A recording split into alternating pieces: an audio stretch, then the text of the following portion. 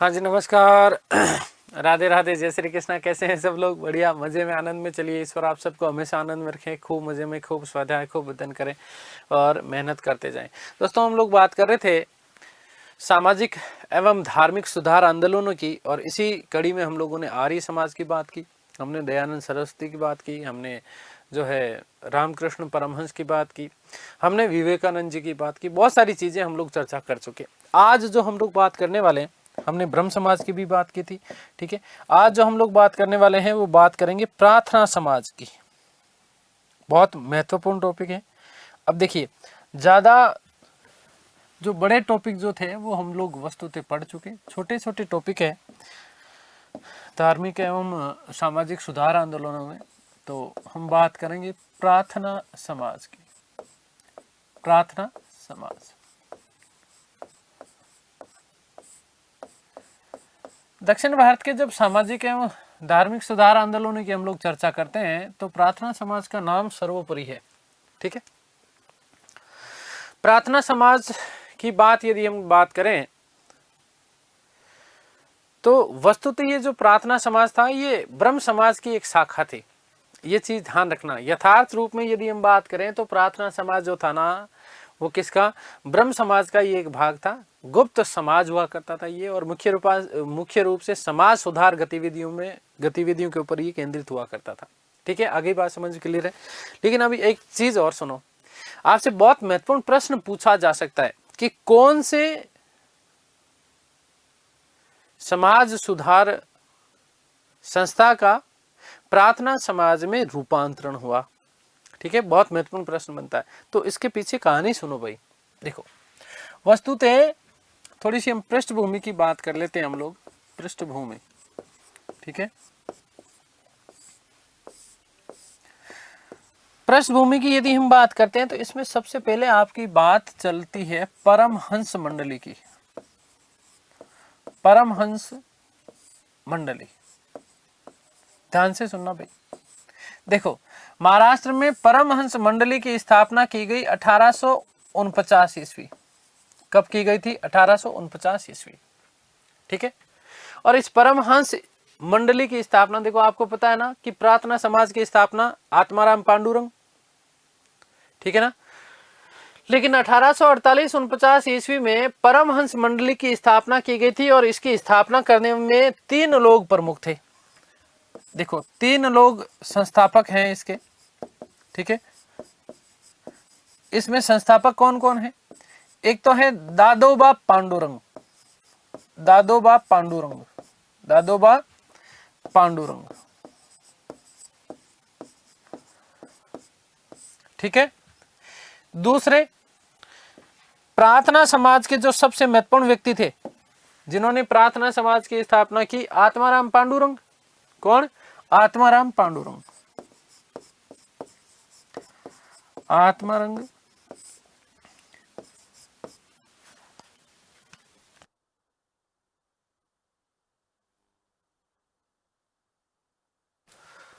आत्माराम आत्माराम पांडुरंग, समझना इस चीज को। और तीसरे जो व्यक्ति थे वो इसमें व्यक्ति थे, याद रखना बहुत महत्वपूर्ण है। देखो, दादोजी की जब आत्मा जगी तो भगवान कृष्ण के बाल रूप की जय करी। तो बाल कृष्ण जय रूप, बाल कृष्ण जय कर, बाल कृष्ण जय कर। ध्यान रखना, 3 लोग हैं। कौन कौन है? हम प्रार्थना समाज की बात कर रहे हैं, इसकी थोड़ी सी पृष्ठभूमि की बात कर रहे हैं। तो परमहंस मंडली की स्थापना की गई थी महाराष्ट्र में 1849 में। इसके संस्थापक सदस्य थे दादोबा पांडुरंग, आत्माराम पांडुरंग, और इन दोनों ने मिलकर के कृष्ण के बाल रूप की जय करी। तो क्या हो गया? बाल कृष्ण जय कर, बाल कृष्ण जय कर। क्या उद्देश्य था? अब इनका उद्देश्य क्या है, ध्यान रखना। इसके उद्देश्य की चर्चा करते हैं। देखो, उद्देश्य है, एक तो एकेश्वरवाद का समर्थन किया। समर्थन इन्होंने किनका किया? किस किस चीज का समर्थन किया? ध्यान देना। तो समर्थन इन्होंने किया एकेश्वरवाद का।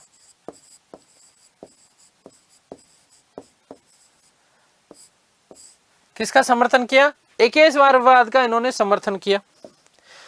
मोस्ट दूसरी चीज इन्होंने विरोध किया किस किस चीज का? विरोध किया इन्होंने बाल विवाह का,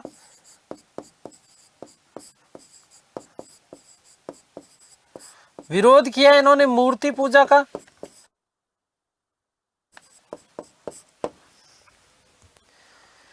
विरोध किया इन्होंने बहु विवाह का, बहु विवाह का इन्होंने विरोध किया। ठीक है, ध्यान देना भाई। देखो, परमहंस मंडली की स्थापना 1849 में, संस्थापक सदस्य हैं दादोबा पांडुरंग, आत्माराम पांडुरंग, बालकृष्ण जेकर। इन्होंने समर्थन किया एकेश्वरवाद का। ठीक है, साथ ही साथ इन्होंने समर्थन किसका किया? धर्म सुधार का, धर्म सुधार का। लेकिन विरोध किया किसका? बाल विवाह का, मूर्ति पूजा और बहु विवाह का। इन समस्त चीजों का इन्होंने क्या किया? विरोध किया, जात पात का विरोध किया। लेकिन समस्या यहां पर आई, समस्या यहां पर आई, कहां पर आई कि इन उद्देश्यों में एक उद्देश्य और शामिल हो गया, क्योंकि ये ईसाईयत का समर्थन करते थे। किसका समर्थन करते थे? ईसाईयत का समर्थन किया। ध्यान रखना कि ईसाईयत का, ईसाईयत का समर्थन किया। ईसाईयत का क्या किया? समर्थन किया। और जैसे ही इन्होंने ईसाईयत का समर्थन किया तो ये परमहंस मंडली जो है अपने धीरे धीरे ये पतन की ओर चल पड़ी। परमहंस मंडली ने ईसाईयत का भी समर्थन किया और इसी कारण जो है ये परमहंस मंडली अपने मूल स्वरूप, अपने जो भौतिक स्वरूप है, इस भौतिक स्वरूप को ये खो चले। केशव चंद्र सेन, ध्यान रखना, कौन? केशव चंद्र सेन। और केशव चंद्र सेन जब महाराष्ट्र आए, कहां आए? महाराष्ट्र आए। और महाराष्ट्र आकर के उन्होंने आत्माराम पांडुरंग से क्या की? मुलाकात की। आत्माराम पांडुरंग से और दादोबा पांडुरंग दोनों से इन्होंने क्या की थी? मुलाकात की थी। और इसी मुलाकात के बाद में जब ये अपना परमहंस मंडली जब अपना मूल भौतिक स्वरूप खो चुकी थी, तो इसी के जो है रूप परिवर्तित करके आत्माराम पांडुरंग ने 1867 में 1867 ईस्वी में किसकी स्थापना की? प्रार्थना समाज की स्थापना की। किसकी स्थापना की? प्रार्थना समाज की स्थापना की। किसकी प्रेरणा से? केशव चंद्र सेन की प्रेरणा से। आगे बात समझ में क्लियर है? लेकिन जो इस प्रार्थना समाज का जो सबसे बड़ा जो विकास हुआ, सबसे ज्यादा जो विकास हुआ, वो हुआ महादेव गोविंद रानडे के कारण। किसके कारण? महादेव गोविंद रानडे जब इसमें जुड़े, किसके साथ में? प्रार्थना समाज के साथ में। 1869 ईस्वी में, लगभग 2 साल बाद में, कितने साल बाद में? 2 साल बाद में, तो इस प्रार्थना समाज का मूल स्वरूप ही बदल गया। और सबसे ज्यादा जो है विकास हुआ किसके कारण? महादेव गोविंद रानडे के कारण। ध्यान रखना कि महादेव गोविंद रानडे को पश्चिमी भारत का, किसका? पश्चिमी भारत का सांस्कृतिक एवं सामाजिक पुनर्जागरण और धर्म जागरण का अग्रदूत कहा जाता है। किसको? महादेव गोविंद रानडे को। आगे बात समझ में क्लियर है? और साथ ही साथ महादेव गोविंद रानडे को भारत का सुकरात भी कहा जाता है। क्या कहा जाता है? भारत का सुकरात भी कहा जाता है। तो देखिएगा कि ईसाईयत के कारण, ईसाईयत समर्थन के कारण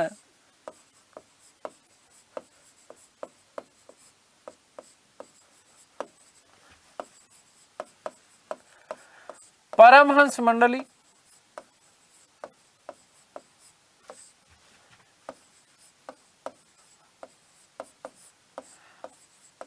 अपने मूल स्वरूप को, अपने मूल स्वरूप को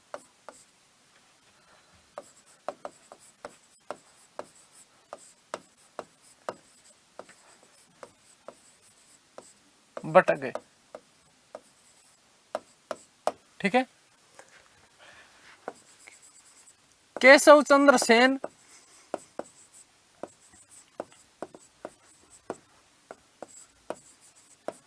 का महाराष्ट्र आगमन हुआ,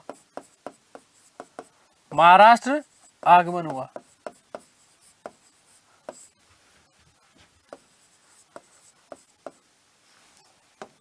महाराष्ट्र आगमन हुआ। ठीक है, आ गई बात समझ में। तो आत्माराम पांडुरंग से मिले, आत्माराम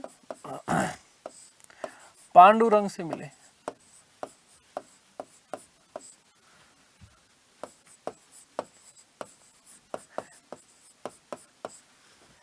और इसीलिए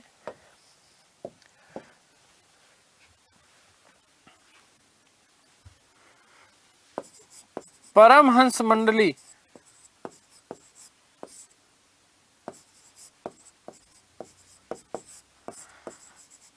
का रूप परिवर्तित कर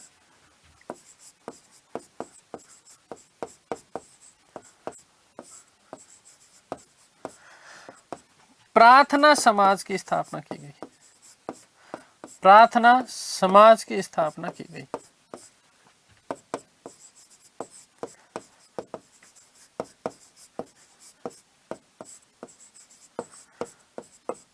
ठीक है, आगे बात समझ। तो प्रार्थना समाज इस प्रकार से अपनी जो है मूल स्वरूप में ये अब आया। ठीक है, 1867 ईस्वी में। ठीक है, हो गई बात क्लियर। देखो बात कर लेते हैं प्रार्थना समाज की। प्रार्थना समाज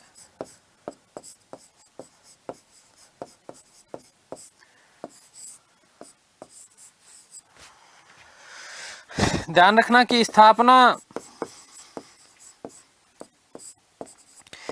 1867 ईस्वी में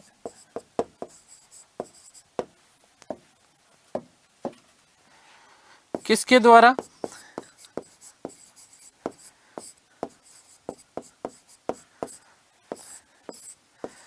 तो आत्माराम पांडुरंग के द्वारा, आत्माराम पांडुरंग द्वारा। ध्यान रखना किसकी प्रेरणा से? तो ध्यान रखना कि केशव चंद्र सेन की प्रेरणा से, केशव चंद्र सेन की प्रेरणा से।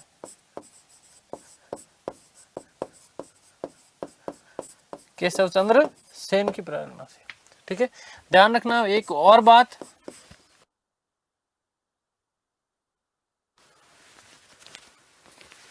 कि प्रार्थना समाज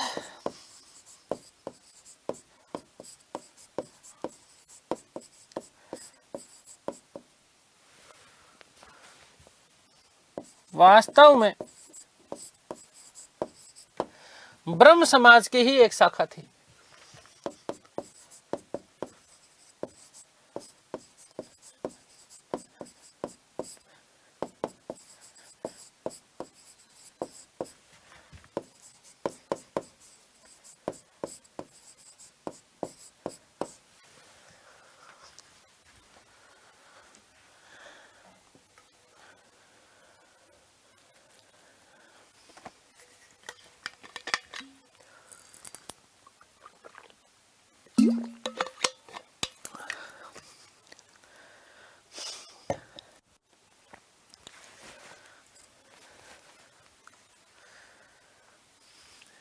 ठीक है, आगे बात समझ में क्लियर है ना? चाहे प्रार्थना समाज हो चाहे वेद समाज हो, ये सारी की सारी जो संस्थाएं हैं वो वस्तुतः ब्रह्म समाज की शाखाओं के रूप में थे। ठीक है, ध्यान रखना मोस्ट इंपॉर्टेंट बात कि 1869 ईस्वी में, कब? 1869 ईस्वी में इसी प्रार्थना समाज से जुड़े कौन? महादेव गोविंद रानाडे। कौन जुड़े? महादेव गोविंद रानाडे जुड़े। और महादेव गोविंद रानाडे से जुड़ने के बाद में जो है इस प्रार्थना समाज को सबसे ज्यादा जो है प्रसिद्धि दिलाई। किसने? महादेव गोविंद रानाडे ने। ठीक है, और इसी कारण महादेव गोविंद रानाडे को महाराष्ट्र का सुकरात, महाराष्ट्र का सुकरात और पश्चिमी भारत का सांस्कृतिक एवं धार्मिक पुनर्जागरण का अग्रदूत कहा जाता है। 1869 ईस्वी में महादेव गोविंद रानाडे, महादेव गोविंद रानाडे, ठीक है, महादेव गोविंद रानाडे प्रार्थना समाज से जुड़े।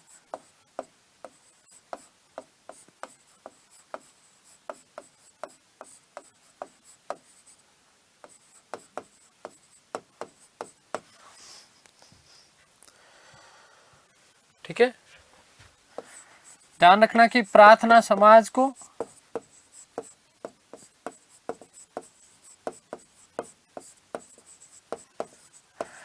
प्रसिद्धि दिलाने का श्रेय, प्रसिद्धि दिलाने का श्रेय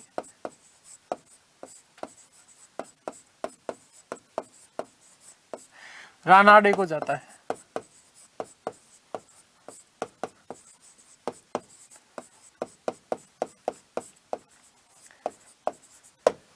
ठीक है, किसको जाता है? रानाडे को जाता है। केशव चंद्र सेन ने 1870 ईस्वी में इंडियन रिफॉर्म एसोसिएशन की स्थापना की थी। किसकी? और साथ ही साथ ध्यान रखना, इंडियन मिरर, क्या चीज? इंडियन मिरर नामक जो है साप्ताहिक समाचार पत्र चलाने का श्रेय भी किसको जाता है? केशव चंद्र सेन को। किसको? केशव चंद्र सेन को। अगली बात समझ में क्लियर है? ये बात आप लोग विशेष रूप से ध्यान रखना। इसके साथ ही साथ और कौन कौन से लोग जुड़े रानाडे के साथ में? ठीक है, रानाडे के साथ में एक तो आरजी भंडारकर और N G Chandavarkar, R G Bhandarkar, N G Chandavarkar जैसे लोग जो थे वो भी इस आंदोलन के साथ में, इस समाज सुधार आंदोलन के साथ में जुड़े। और इसी कारण प्रार्थना समाज को सबसे ज्यादा जो है विकास किसके समय में हुआ? रानाडे के समय। ठीक है, और इसीलिए कई जगह आपको वास्तविक संस्थापक के रूप में या संस्थापक के रूप में दोनों का नाम मिल जाता है, महादेव गोविंद रानाडे और किसका बेटा? ध्यान रखना, आत्माराम पांडुरंग। तो दोनों का यदि आ जाए साथ में तो दोनों आपको सही करना उस स्थिति में। ठीक है, तो ध्यान रखना कि रानाडे को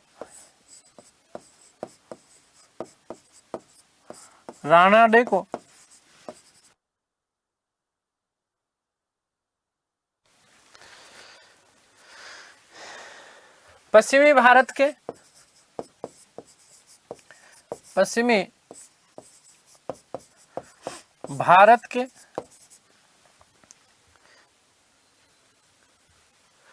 सामाजिक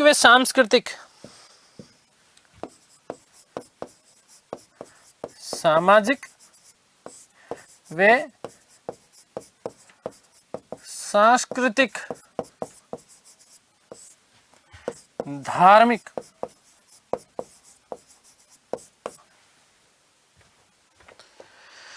पुनर्जागरण का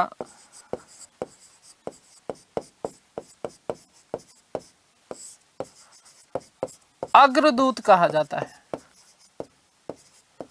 अग्रदूत कहा जाता है। और साथ ही साथ ध्यान रखना कि इन्हें महाराष्ट्र का क्या चीज बेटा जी? इन्हें महाराष्ट्र का क्या कहा जाता है? सुकरात कहा जाता है। किसको? महादेव गोविंद रानाडे को। ध्यान रखना, मोस्ट इंपोर्टेंट बात है कि इन्हें महाराष्ट्र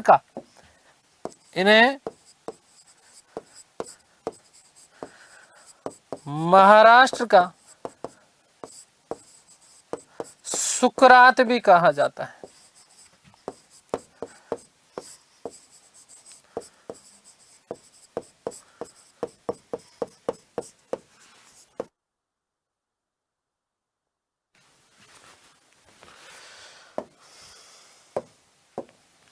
नोट लगा रहा हूं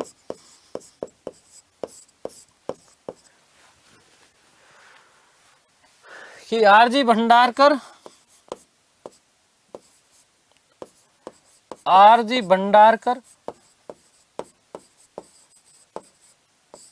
व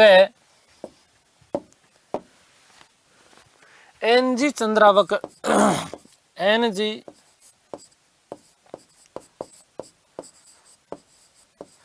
चंद्रावरकर भी प्रार्थना समाज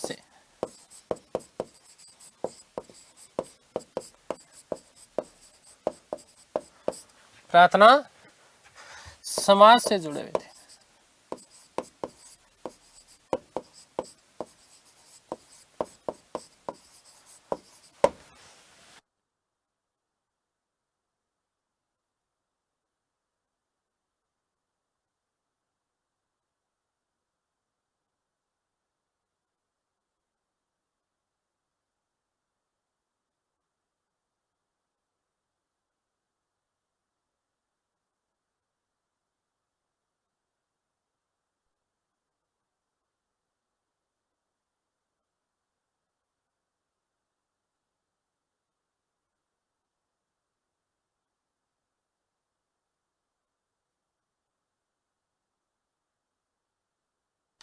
ठीक है, आगे बात समझ में क्लियर है।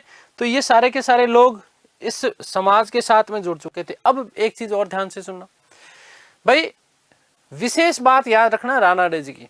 क्या? एक तो रानाडे जी ने 1884 ईस्वी में पुणे में दक्कन एजुकेशनल सोसाइटी की स्थापना की थी। किसने? महादेव गोविंद रानाडे ने। साथ ही साथ 1891 में महाराष्ट्र में विडो रीमैरिज एसोसिएशन की स्थापना की। किसकी?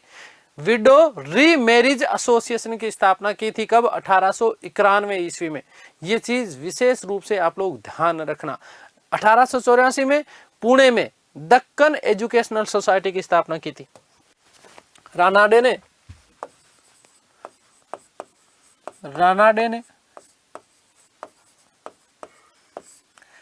1884 ईस्वी में 1884 ईस्वी में पुणे में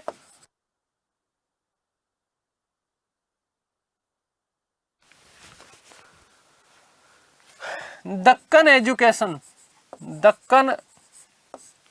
एजुकेशनल सोसाइटी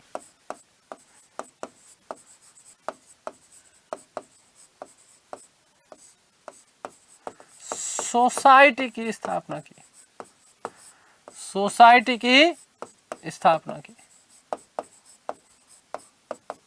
ठीक है, और साथ ही साथ ध्यान रखना कि 1891 ईस्वी में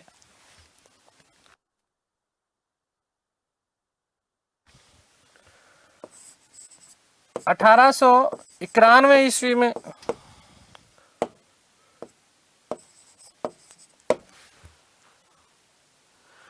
महाराष्ट्र में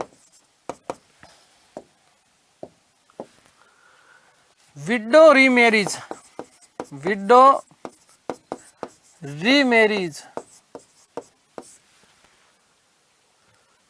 एसोसिएशन की स्थापना की।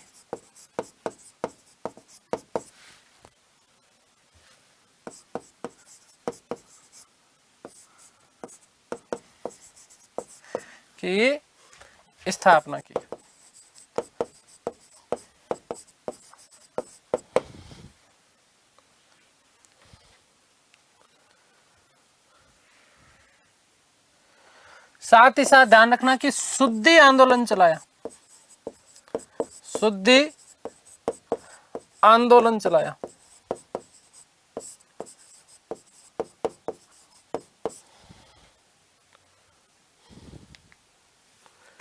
अब शुद्धि आंदोलन चलाए तो ये शुद्धि आंदोलन जो विवेकानंद जी का जो शुद्धि आंदोलन था उस शुद्धि आंदोलन से अलग था। क्या था भाई? विवेकानंद ने शुद्धि आंदोलन जो चलाया था, वो ध्यान रखना विशेष रूप में कि विवेकानंद जी ने जो शुद्धि आंदोलन चलाया था वो शुद्धि आंदोलन ऐसे भारतीय हिंदू लोग जिन्होंने मुस्लिम धर्म को या ईसाई धर्म को जो है ग्रहण कर लिया, उनको यज्ञ हवन के द्वारा जो है उनका शुद्धि करके वापस हिंदू बनाना, वो शुद्धि आंदोलन था विवेकानंद जी के समय। ठीक है, लेकिन महादेव गोविंद रानाडे जी ने जो शुद्धि आंदोलन चलाया उसमें क्या था? ध्यान रखना कि एक तो मद्य निषेध करवाया उन्होंने।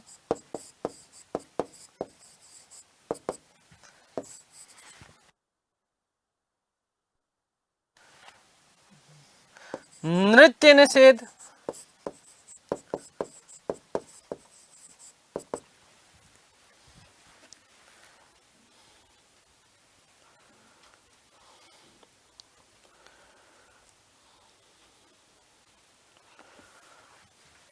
बाल विवाह, बाल विवाह निषेध, ठीक है। और साथ ही साथ ध्यान रखना कि फिजूल खर्ची, क्या चीज, फिजूल खर्च निषेध, फिजूल खर्च निषेध, ये सारी की सारी चीजें इन्होंने शुद्धि आंदोलन के द्वारा प्रारंभ की, ठीक है। आगे बात समझ में क्लियर है? तो ध्यान रखना क्या क्या चीजें याद रखोगे कि इन्होंने शुद्धि आंदोलन चलाया। इसमें क्या था, एक तो मद्य निषेध था, नृत्य निषेध था, बाल विवाह निषेध और फिजूल खर्च निषेध।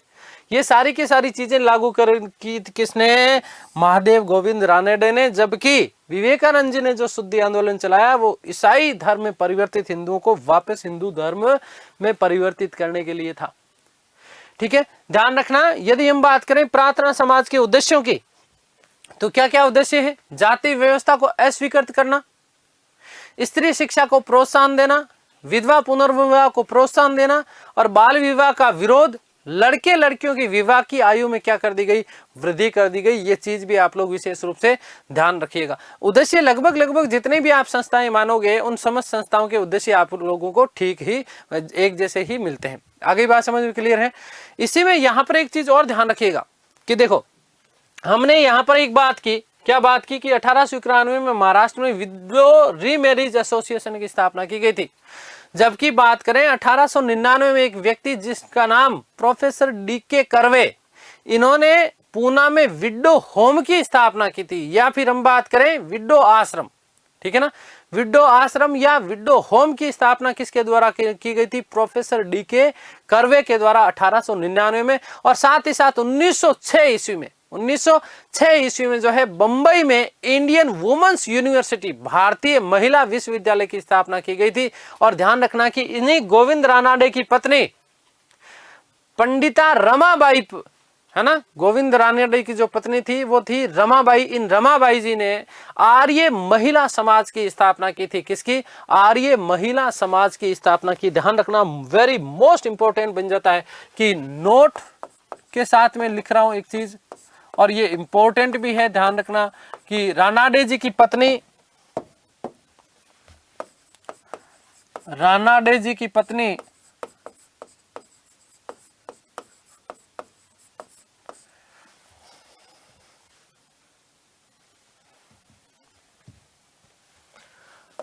रमाबाई जी ने, रमाबाई ने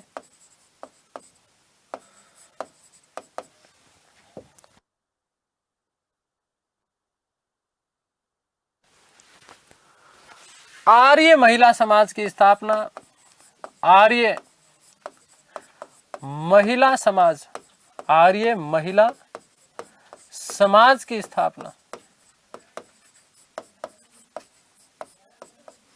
आर्य महिला समाज की स्थापना। ध्यान रखना, वेरी मोस्ट इंपॉर्टेंट आपका ये प्रश्न बन जाता है, ठीक है ना। 1881 में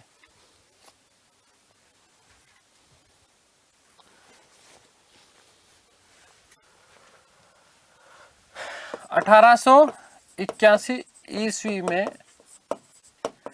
की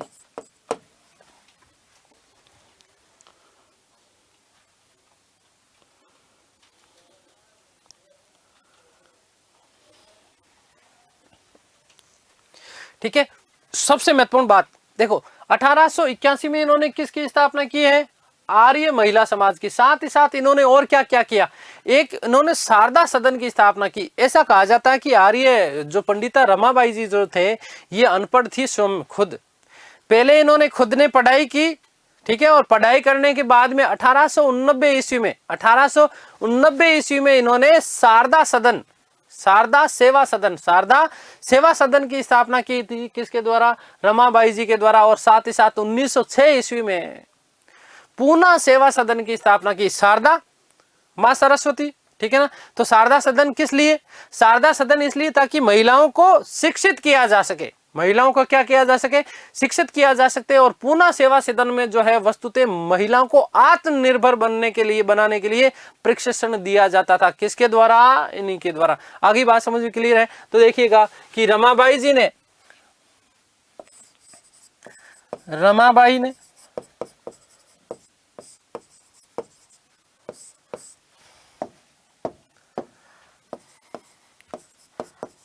रानाडे की प्रेरणा व सहयोग से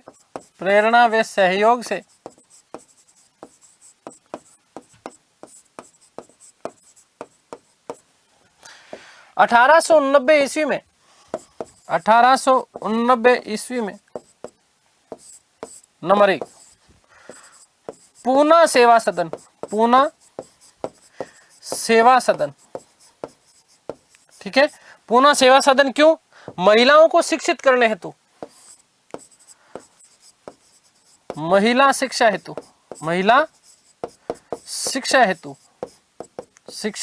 हेतु। और नंबर 2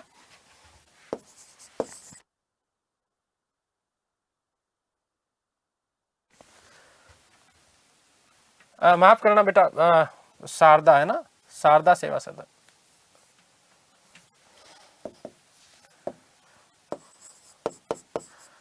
शारदा सेवा सदन। और 1909 ईस्वी में, कब? 1909 ईस्वी में, 1909 ईस्वी में पूना सेवा सदन।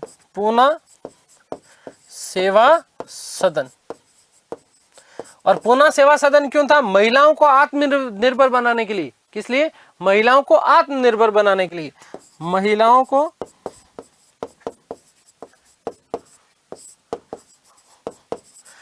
आत्मनिर्भर बनाने हेतु इन 2 चीजों का संचालन किया गया था। किसके द्वारा? रमाबाई जी के द्वारा। देखो, इन्हीं के द्वारा आर्य महिला समाज की स्थापना की गई। वेरी मोस्ट इंपोर्टेंट बनता है। गोविंद रानाडे जी की ये क्या हुआ करती थी? पत्नी हुआ करती थी, ठीक है। अब वेरी मोस्ट और इंपोर्टेंट बात,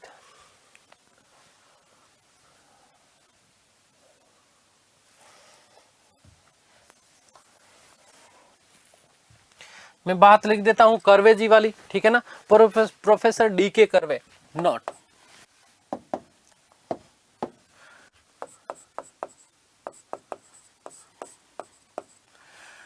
प्रोफेसर DK कर्वे। क्या चीजें ध्यान रखनी DK कर्वे में?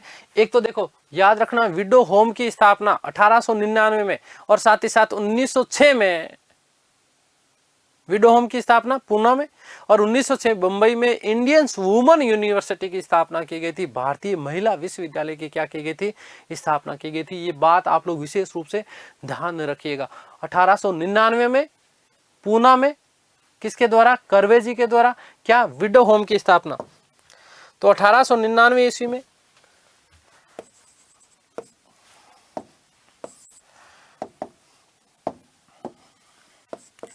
1899 ईस्वी में 1899 ईस्वी में पूना में विडो होम की स्थापना की गई। विडो होम की स्थापना की गई।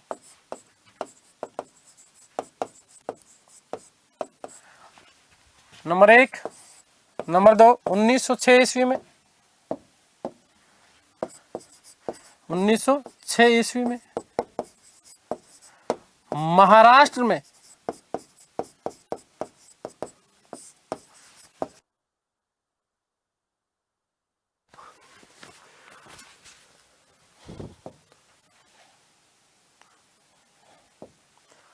बंबई, ठीक है ना। इंडियन वुमेन्स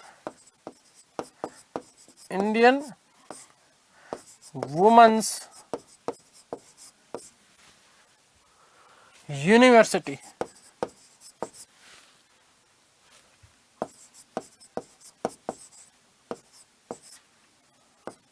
यूनिवर्सिटी की स्थापना की।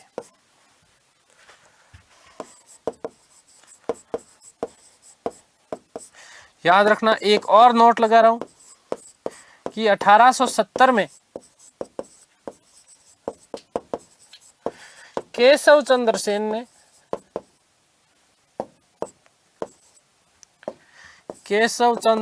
ने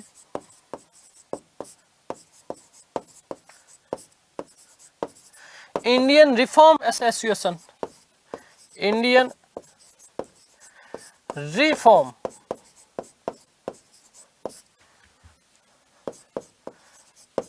एसोसिएशन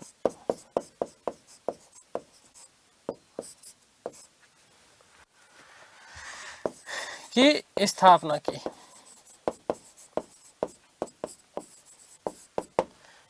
और ध्यान रखना कि इंडियन मिरर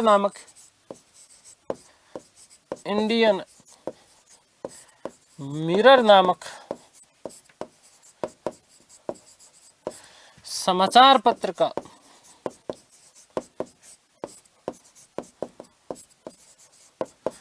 प्रकाशन किया।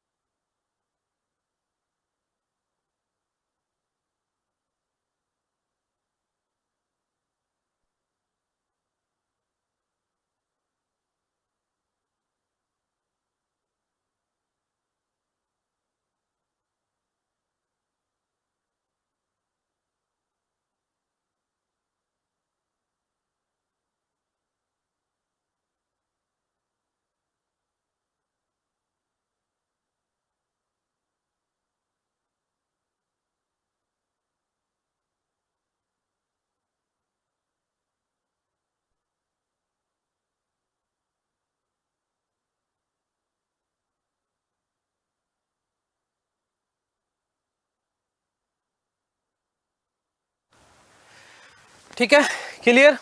तो ये सारी की सारी बात कर ली। एक हम विशेष बात करेंगे यंग बंगाल आंदोलन की। किसकी? यंग बंगाल आंदोलन, जिसका संचालन 1826 ईस्वी के आसपास किया गया। इसके जो संस्थापक थे वो संस्थापक थे Henry Vivian Derozio. Henry Vivian Derozio. एक तो इन्हें आधुनिक भारत का प्रथम कवि कहा जाता है, विशेष महत्वपूर्ण, और बंगाल में पुनर्जागरण का अग्रदूत। बंगाल में पुनर्जागरण का अग्रदूत कहा जाता है किसको? डिरोजियो को। किसको कहा जाता है? डिरोजियो को। यंग बंगाल आंदोलन चलाया गया। इसके पीछे उद्देश्य क्या था? बस छोटे छोटे हैं ये संस्थान, अब ज्यादा कोई विशेष नहीं है।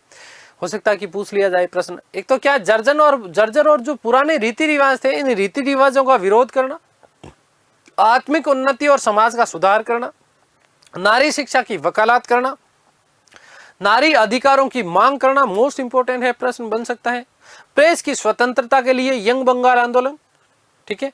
जमींदारों की निरंकुशता के ऊपर प्रतिबंध लगाने के लिए यंग बंगाल आंदोलन किया गया। उच्च सेवाओं में भारतीय लोगों की नियुक्ति की मांग की गई, किसके द्वारा? यंग बंगाल आंदोलन के द्वारा। मोस्ट इंपोर्टेंट आपका ये प्रश्न बनता है, यंग बंगाल आंदोलन। हम बात कर रहे हैं किसकी? यंग बंगाल आंदोलन। यंग बंगाल आंदोलन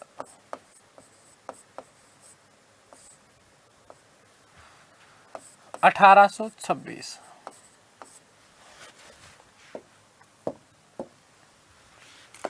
संस्थापक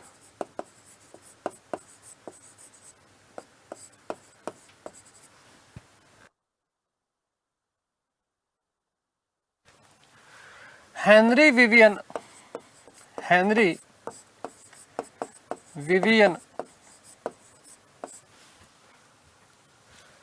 डिरोजियो, ठीक है।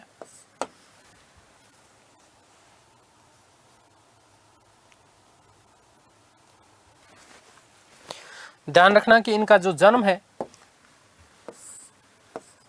जन्म 1809 में, 1809 ईस्वी में कलकत्ता में हुआ।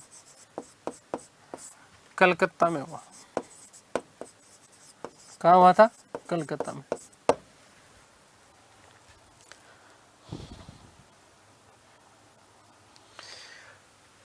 क्या कहा जाता है, वेरी मोस्ट इंपॉर्टेंट,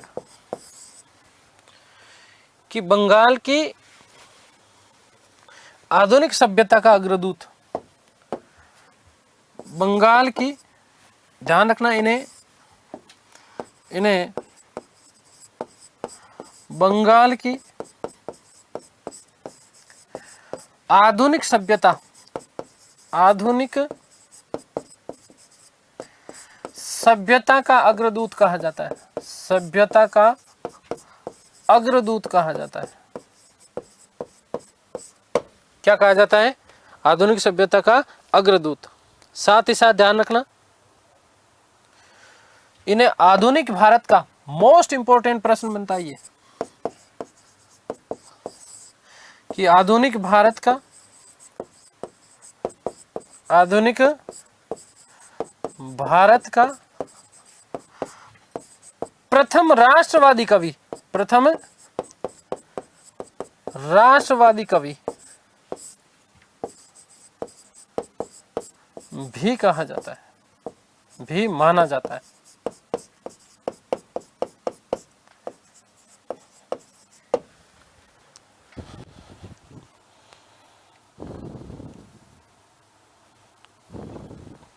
ठीक है, दो बातें विशेष रूप से ध्यान रखना, बंगाल की आधुनिक सभ्यता का अग्रदूत किसको कहा जाता है?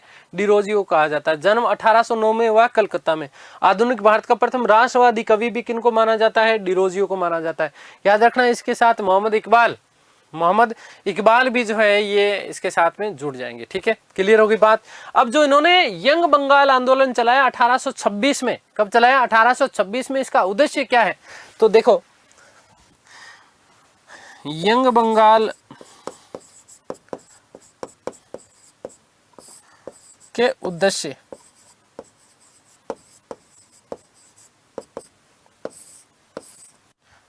तो पहला उद्देश्य, सबसे मोस्ट, पहली बात क्या, पहली चीज ध्यान रखना कि जर्जर एवं पुराने रीति रिवाजों का विरोध, है ना, रूढ़िवादिता का, विशेष रूप में क्या है? रूढ़िवादिता का विरोध। रूढ़िवादिता वे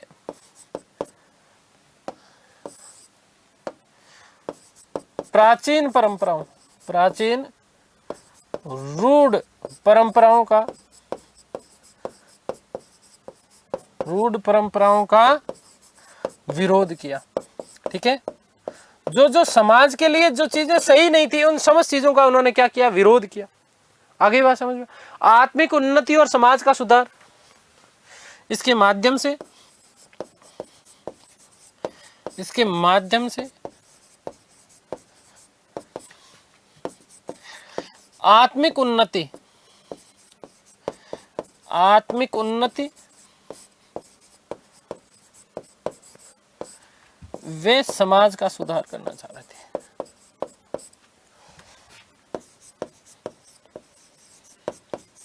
ठीक है, आगे बात समझ में क्लियर है? तो पहली बात ये हो गई। दूसरा सबसे महत्वपूर्ण ध्यान रखना कि नारी शिक्षा की वकालत की और नारी अधिकारों की मांग की। नारी शिक्षा पर जोर दिया, नारी शिक्षा पर जोर दिया,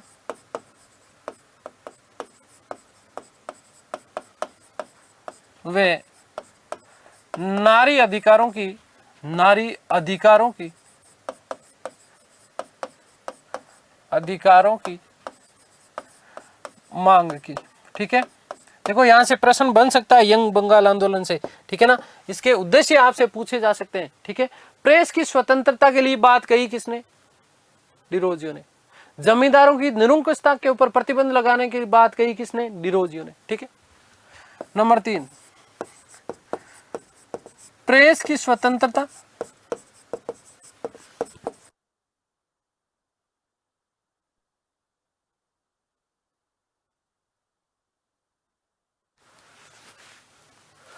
उच्च सेवाओं में, उच्च सेवाओं में भारतीयों की नियुक्ति की मांग, भारतीयों की नियुक्ति की मांग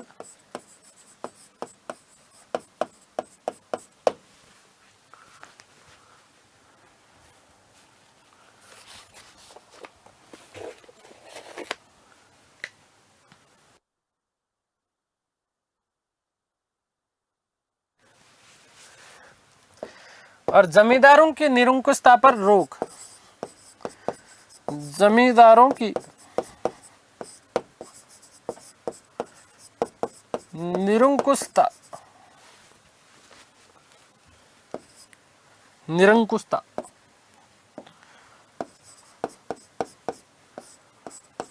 पर रोक की बात कही है। ठीक है, तो ये सारे के सारे उद्देश्य थे। ये बात आप लोग विशेष रूप से ध्यान रखना। देखो, प्रेस की स्वतंत्रता की बात आ रही है पहली बार।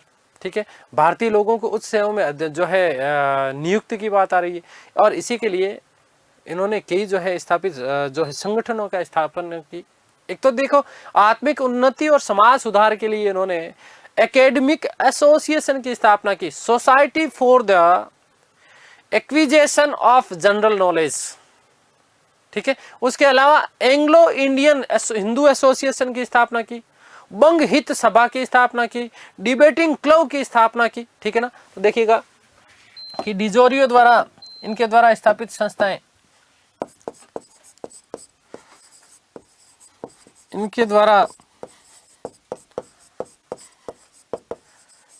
स्थापित संस्थाएं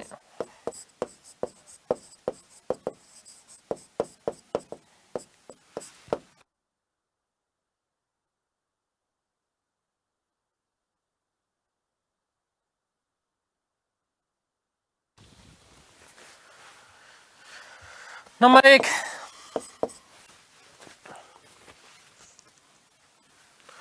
academic association.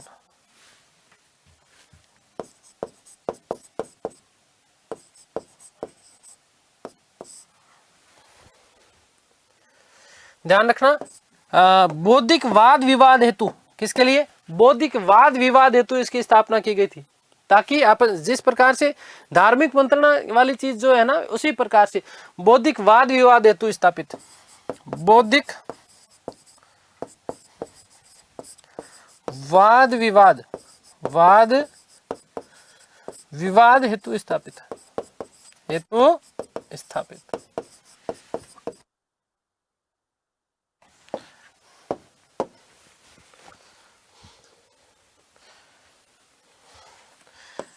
Number 2, Anglo Indian Hindu association. Anglo Indian Hindu association, Hindu association.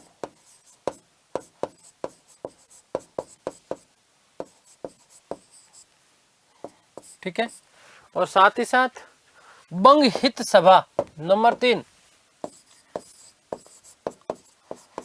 बंग हित सभा, बंग हित सभा।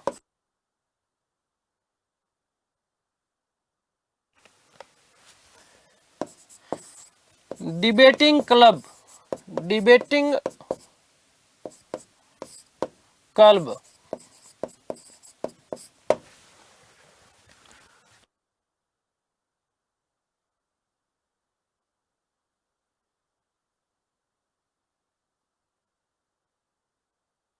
ठीक है, तो ये सारी की सारी चीजें जब इन्होंने की, तो ज्यादातर जो चीजें थी वो हिंदूवाद के ऊपर आधारित थी। किसके ऊपर? हिंदूवाद के ऊपर आधारित थी, और इसीलिए हिंदू कट्टरपंथियों ने विरोध किया। हिंदू कॉलेज के प्रबंधों के द्वारा इस आंदोलन से संबंधित विद्यार्थियों के ऊपर क्या लगा दिया गया? प्रतिबंध लगा दिया गया, और इसी कारण ये आंदोलन क्या हो गया? असफल हो गया। ज्यादा ये आंदोलन चल नहीं पाया। लेकिन ये चीजें आप लोग विशेष रूप से ध्यान रखिएगा। ठीक है, थोड़ी सी हम बात कर लेते हैं वेद समाज की। ठीक है, वेद समाज भी ब्रह्म समाज की जो है शाखा के रूप में है, तो ध्यान रखना कि इस वेद समाज को दक्षिण भारत का ब्रह्म समाज कहा जाता है। पहली मोस्ट इंपोर्टेंट बात, स्थापना 1864 में हो गई थी मद्रास में। ठीक है, और संस्थापक जो थे वो थे के श्रीधरलू नायडू। ठीक है, बात करते हैं वेद समाज की। वेद समाज। वेद समाज, देखो वेद समाज से क्या प्रश्न बन सकता है? एक तो ये सीधा सीधा कि दक्षिण भारत का ब्रह्म समाज किसको कहा जाता है, तो याद रखना कि वेद समाज को दक्षिण भारत का ब्रह्म समाज कहा जाता है। याद रखना कि वेद समाज को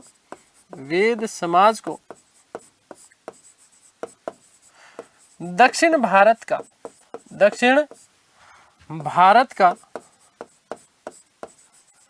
ब्रह्म समाज कहा जाता है। ब्रह्म समाज कहा जाता है।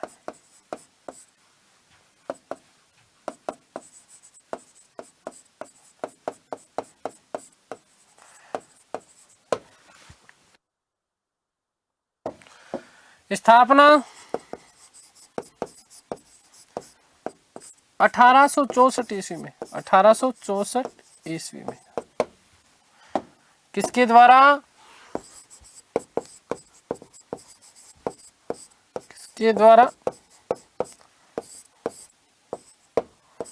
तो ध्यान रखिएगा, स्थापना हुई कहां पर है? मद्रास में, ठीक है ना। केसरी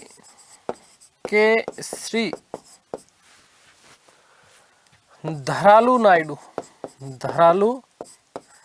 नायडू के द्वारा की गई थी।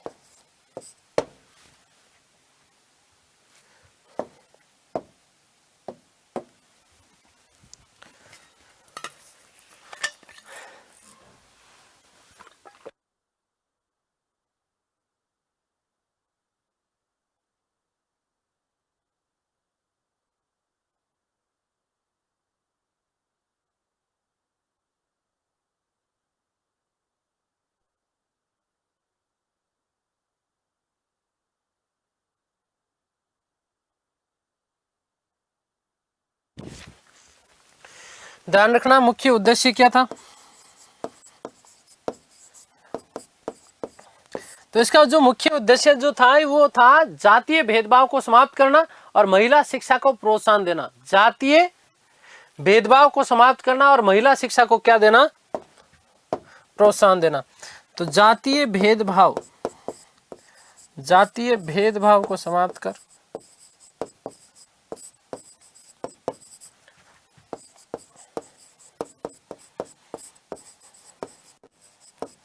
वे महिला शिक्षा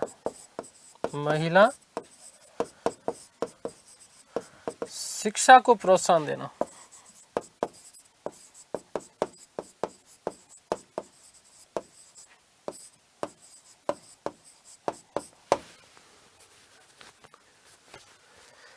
ध्यान रखना एक बात और विशेष, ठीक है, देखो ज्यादा कुछ इनमें समझाने के लिए है नहीं भाई। वी राजगोपाल चार्लो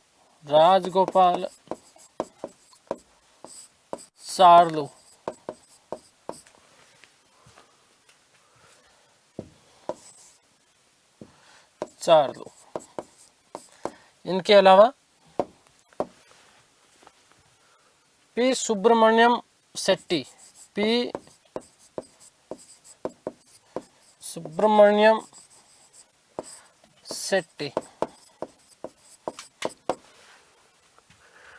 और विश्वनाथ मुदालियर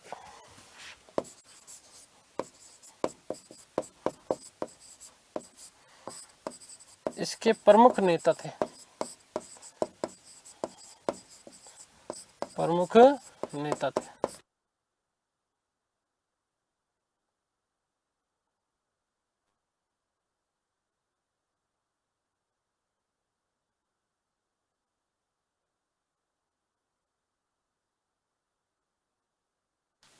ठीक है, देखो ध्यान दो, 2 मिनट में मैं फटाफट से रिवाइज करवा रहा हूँ, क्योंकि अगली जो हमारी कक्षा होगी उसमें हम थोड़ी सी बात करेंगे। थियोसॉफिकल सोसाइटी थोड़ा बड़ा है टॉपिक है, ठीक है, तो उसमें विशेष अलग से बातें करेंगे हम लोग।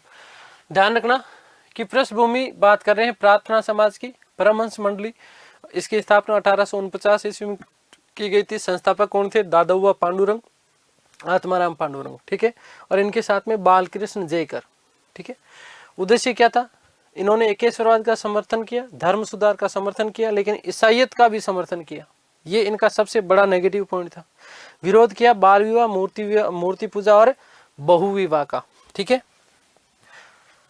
केशव चंद्र सेन महाराष्ट्र में आए थे, ठीक है ना, और महाराष्ट्र में आए तो आत्माराम पांडुरंग से मिले और इन्हीं से प्रेरित होकर के, ठीक है ना, इसी परमहंस मंडली का रूप परिवर्तित किया प्रार्थना समाज के रूप में। और इसकी स्थापना कब की गई? 1867 में।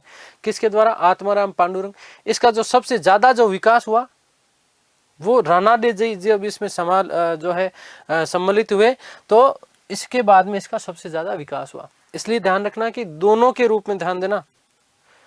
आपसे आत्माराम पांडुरंग और महादेव गोविंद रानाडे दोनों यदि आ जाए तो दोनों को सही करना है। ठीक है, दोनों इसके सही संस्थापक, वास्तविक जो संस्थापक है रानाडे माने जाते हैं। ठीक है, प्रार्थना समाज से जुड़े। ठीक है, सबसे ज्यादा प्रसिद्धि दिलाने का श्रेय किसको जाता है? रानाडे जी को जाता है। पश्चिमी भारत के सामाजिक व सांस्कृतिक धार्मिक पुनर्जागरण के अग्रदूत कहलाते हैं कौन? रानाडे जी। साथ ही साथ महाराष्ट्र का सुकरात कहा जाता है। ध्यान रखना क्या कहा जाता है? महाराष्ट्र का सुकरात किसे कहा जाता है? तो महादेव गोविंद रानाडे को कहा जाता है। ये बात आप विशेष रूप से ध्यान रखना। आर.जी. भंडारकर, एन.जी. चंद्रावरकर, ये भी प्रार्थना समाज से जुड़े हुए थे। ठीक है, इनकी पत्नी थी रमाबाई। ठीक है, उनका भी विशेष है। आर्य महिला समाज की स्थापना की गई। पूना सेवा सदन, शारदा सेवा सदन, महादेव गोविंद रानाडे जी की पत्नी थी, ये ध्यान रखना। ठीक है, अब रानाडे जी के बारे में और क्या चीजें कि पुणे में एक तो दक्कन एजुकेशनल सोसाइटी, ठीक है, किसकी? दक्कन एजुकेशनल सोसाइटी की स्थापना की थी 1884 में। 91 में इन्होंने विडो रीमैरिज एसोसिएशन की स्थापना की। ठीक है, आगे बात समझ में क्लियर है। एक इन्होंने शुद्धि आंदोलन चलाया जो कि विवेकानंद जी से भिन्न था। आपसे पूछा जा सकता है कि शुद्धि आंदोलन चलाने का श्रेय किस किस को जाता है? तो ध्यान रखना विवेकानंद जी और रानाडे जी दोनों हो जाएगा। इनके शुद्धि आंदोलन में क्या था? मद्य निषेध, नृत्य निषेध, बाल विवाह निषेध और फिजूल खर्च, जो फालतू का जो खर्च है उनको भी क्या करो? बंद करो। ये बात कही गई थी कि रानाडे जी के द्वारा। ठीक है, बात क्लियर हो गई। पत्नी जी की बात हमने बात कर ली। रमाबाई जी ने आर्य महिला समाज की स्थापना 1881 में की थी और इन्हीं के सहयोग और प्रेरणा से, क्योंकि ये रमाबाई जी स्वयं अशिक्षित थी, पहले स्वयं शिक्षित हुई और उसके बाद 1889 में शारदा सेवा सदन की स्थापना की गई थी महिला शिक्षा के लिए।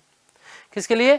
महिला शिक्षा के लिए। ठीक है, और 1909 में पूना सेवा सदन की स्थापना की। किसके लिए? महिलाओं को आत्मनिर्भर बनाने के लिए अनेक प्रकार की उनको ट्रेनिंग दी जाती थी ताकि उनका भरण पालन पोषण बहुत आराम से आसानी से हो सके। ठीक है, बात क्लियर हो गई। उसके बाद में ध्यान रखना कि प्रोफेसर डी.के. कर्वे, इन्होंने विडो होम की स्थापना की थी 1899 ईस्वी में। कब की थी? 1899 ईस्वी में विडो होम। और 1906 में महाराष्ट्र में क्या चलाया इन्होंने? Indian Women's University. ठीक है, इसकी स्थापना की थी महिला शिक्षा को विकास करने के लिए। ठीक है, 1870 में केशव चंद्र सेन जी ने इंडियन रिफॉर्म एसोसिएशन की स्थापना की थी। ये बात ध्यान रखना। और केशव चंद्र सेन ने इंडियन मिरर नामक समाचार पत्र का भी क्या किया था? प्रकाशन किया था। ये बात भी आप लोगों के लिए विशेष बन जाती है। ठीक है, यंग बंगाल आंदोलन 1826 में हुआ। याद रखिएगा कि डिरोजियो जी जो है इसके प्रमुख संस्थापक हुआ करते थे। 1809 में इनका जन्म हुआ था कलकत्ता में। कहाँ हुआ था? कलकत्ता में।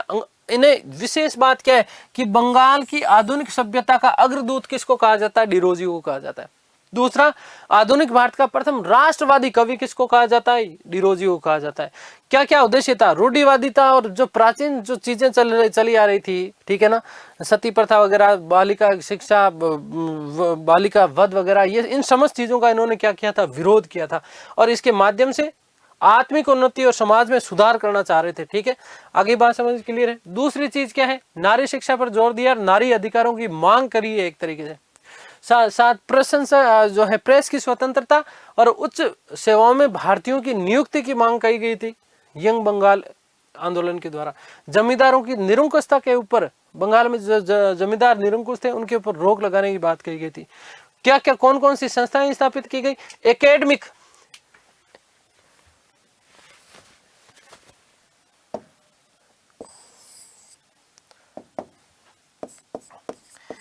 एकेडमिक, ठीक है ना, क्या है?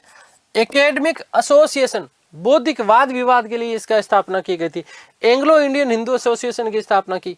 ठीक है ना, बंग हित सभा की स्थापना की, डिबेटिंग क्लब की स्थापना की। लेकिन जो कट्टर हिंदूवादी जो लोग थे इन्होंने इसका विरोध किया। और साथ ही साथ ध्यान रखना कि जो वहाँ महाविद्यालय थे इनमें भी हिंदू जो भारतीय जो छात्र थे उनके ऊपर भी कई प्रकार के प्रतिबंध लगा दिए गए थे, इसलिए ये क्या हो गया, समाप्त हो गया, ज्यादा चला नहीं। ठीक है, बात क्लियर। वेद समाज की बात कर रहा हूं तो वेद समाज को दक्षिण भारत का ब्रह्म समाज कहा जाता है। ब्रह्म समाज की शाखा के रूप में ही स्थापित है ये कौन सा, वेद समाज। ठीक है, स्थापना 1864 में मद्रास में की गई थी, के श्रीधरलू नायडू के द्वारा की गई थी। जातीय भेदभाव को समाप्त करना, महिला शिक्षा को प्रोत्साहन देना, ये सारी की सारी चीजें थी। राजगोपालाचारी चार्लू इसके प्रमुख, पी सुब्रमण्यम शेट्टी, विश्वनाथ मुदालियर जो है इनमें प्रमुख नेता शामिल हुआ करते थे। ठीक है, आगे बात समझिए। अगली जो हमारी क्लास होगी उसमें हम थोड़ी सी बात करेंगे थियोसॉफिकल सोसाइटी की, और साथ ही साथ और जो चीज़ें थोड़ी सी बची है वो बात करेंगे। थोड़ा सा मुस्लिम धर्म सुधार आंदोलन की भी हम लोग चर्चा करने वाले हैं। तो उम्मीद करता हूँ कि सारी चीज़ें आप लोगों को समझ में आई होगी। ईश्वर से प्रार्थना करता हूँ कि आप सब स्वस्थ रहें, मस्त रहें, तंदुरुस्त, आह्लादित और प्रसन्नचित रहें। इस सृष्टि की संपूर्ण खुशियाँ आपको और आपके परिवार को मिलते हैं अगली क्लास में। तब तक के लिए सभी को धन्यवाद, नमस्कार, थैंक यू सो मच।